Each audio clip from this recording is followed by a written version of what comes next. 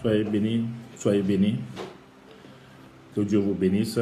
Alors, c'est juste vous m'entretenir avec vous en ce qui concerne les événements qui se passent dans ce monde. Alléluia. Alors, nous vivons des moments très difficiles actuellement dans le monde. Et le monde est vraiment chaos, si on peut appeler la chose comme ça. Personne ne sait où mettre la tête parce qu'il n'y a pas de solution. Il n'y a pas de solution. Les grands de ce monde n'ont pas de solution. J'ai vu le grand chef Donald Trump complètement déboussolé, chaos, debout, en train de faire un discours à la nation. J'ai vu des sommités européennes qui ne savaient pas où mettre la tête. J'ai vu les Asiatiques et Africains complètement à la dérive. Qu'est-ce qui n'a pas marché dans ce monde où nous avons tous les grands scientifiques? Qu'est-ce qui n'a pas marché dans ce monde? Mais ce qui m'a le plus sidéré, parce que le monde, au moins, sinon pas la solution, nous pouvons dire que nous pouvons avoir la solution, parce que nous avons un grand Dieu. Mais quel fut mon constat? Mon constat est que cette grande basilique basée à Saint-Pierre, où il y a un pape qui est dénommé vicaire du Christ, lui-même, il s'est barricadé pour ne pas être contaminé par le virus. Le Saint-Siège fermé pour ne pas que le virus puisse infecter l'endroit.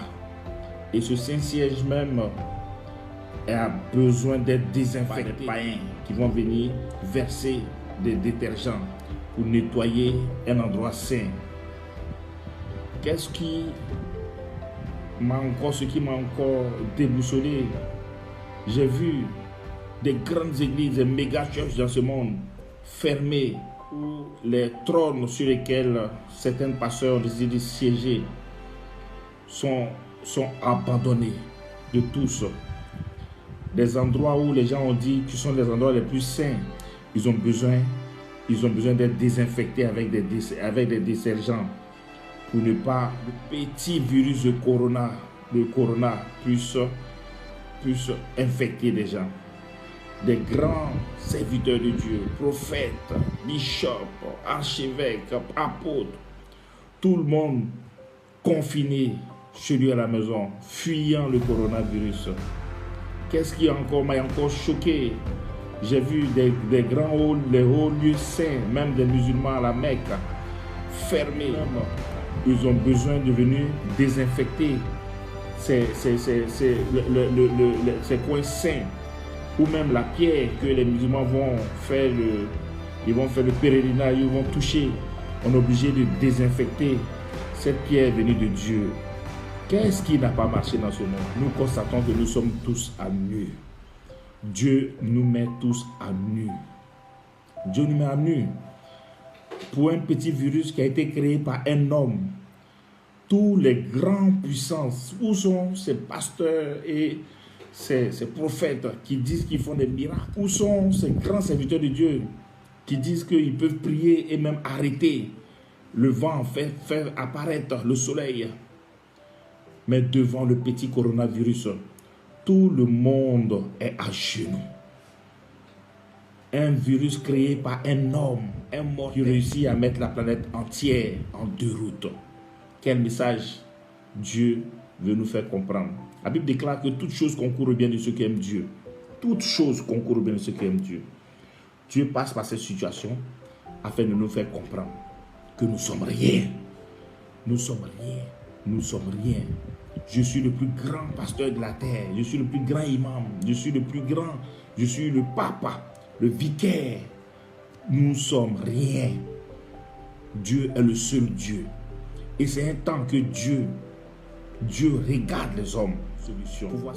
Vous savez, même Jésus, il a dit dans le livre de Luc 22, verset 53, il dit: j'étais tout le jour avec vous dans le temple et vous m'avez mis la main, vous n'avez pas mis la main sur moi. Mais c'est ici l'heure et la puissance des ténèbres. C'est ici votre heure.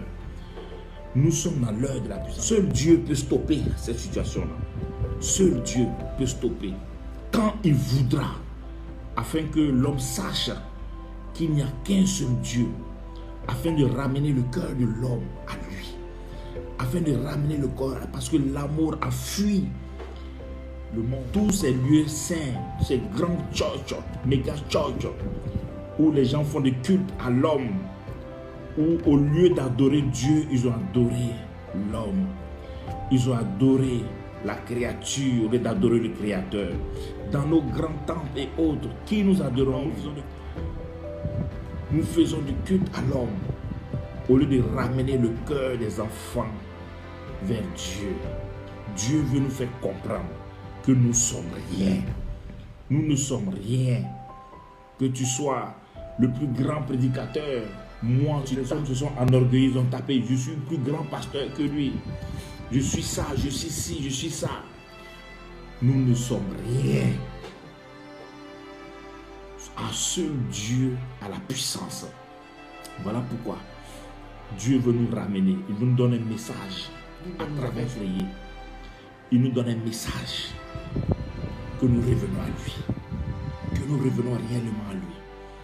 Il a dit dans sa parole que le plus grand commandement, c'est de l'aimer. Aimer Dieu de tout notre cœur, de toute notre âme, de toute notre pensée. Et d'aimer notre prochain. L'homme, il n'y a plus d'amour. L'homme n'aime plus son prochain.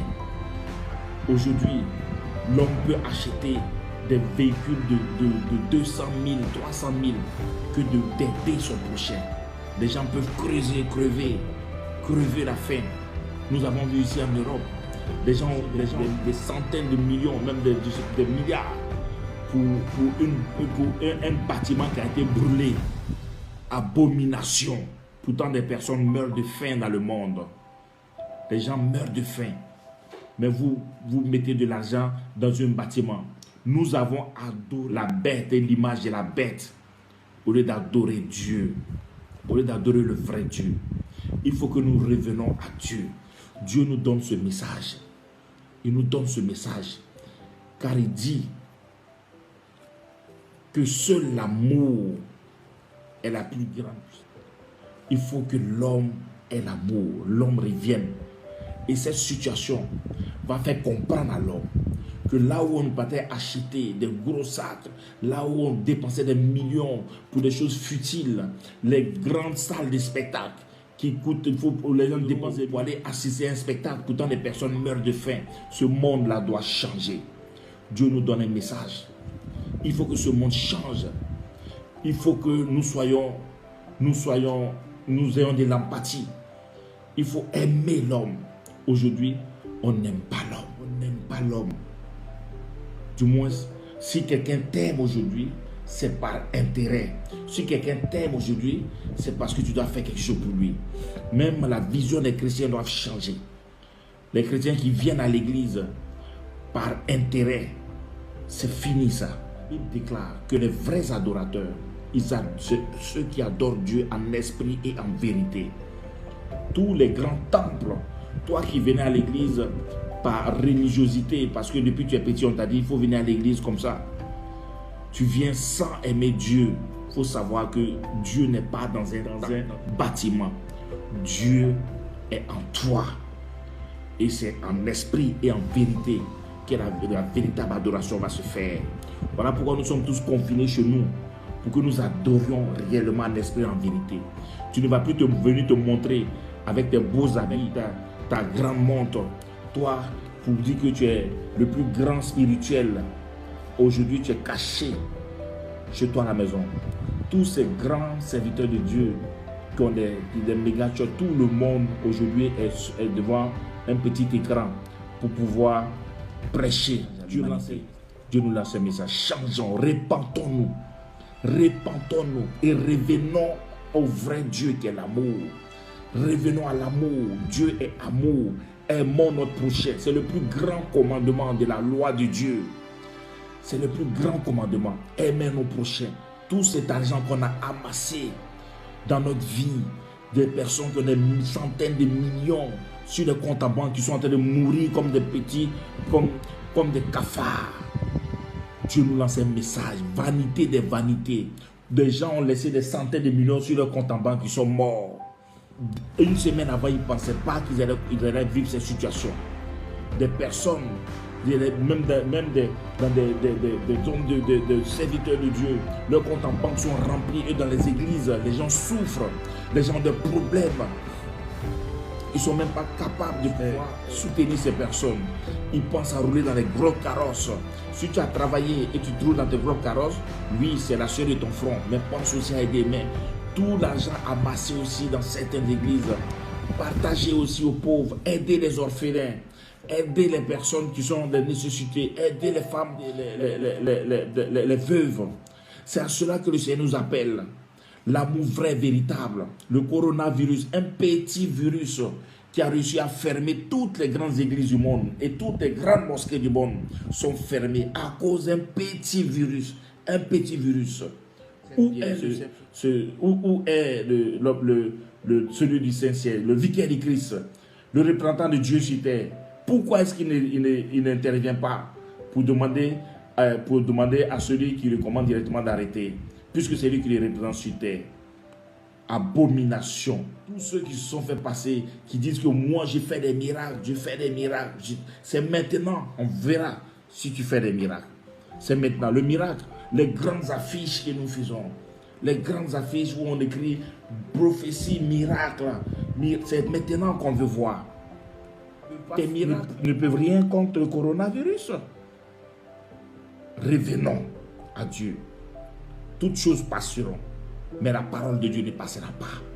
Aujourd'hui, beaucoup de serviteurs de Dieu ont des difficultés parce qu'ils ont basé tout leur ministère sur le prophétique et sur les miracles.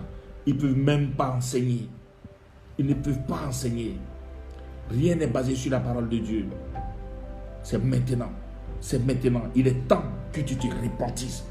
Chacun doit se repentir pour qu'on revienne à Dieu. Il faut qu'on revienne au véritable Dieu.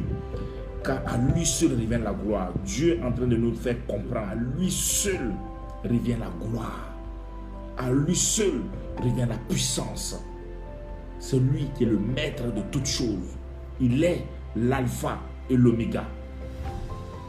Le commencement et la fin. Toute chose fut faite par lui. Rien de ce qui n'a été fait en dehors de lui. Il est notre Seigneur Jésus-Christ de Nazareth. C'est lui seul qui peut arrêter ça. Et il nous donne ce message à travers un virus que nous avons créé. Nous avons créé. Il nous regarde. Nous avons dit que nous sommes puissants. Il nous rend notre puissance. Dans un cas pareil, la seule chose à faire, c'est la repentance. La repentance. Car l'heure arrive. L'heure arrive. Où les vrais adorateurs, c'est ceux-là même qui adorent en esprit et en vérité. Notre Seigneur Jésus-Christ revient bientôt. Soyez bénis.